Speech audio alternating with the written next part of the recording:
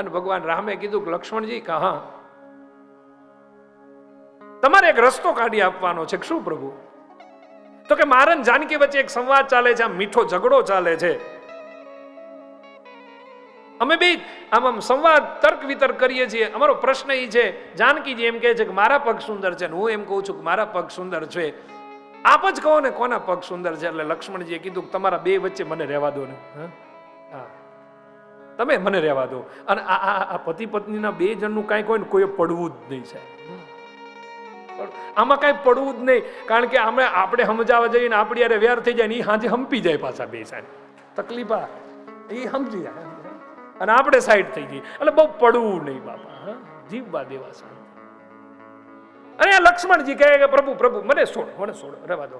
કે નહીં કોને પણ પ્રભુ તમારું કહું તો જાનકીજીને ખોટું લાગે ને જાનકીજીના કહું તો એકને તો ખોટું લાગશે જ.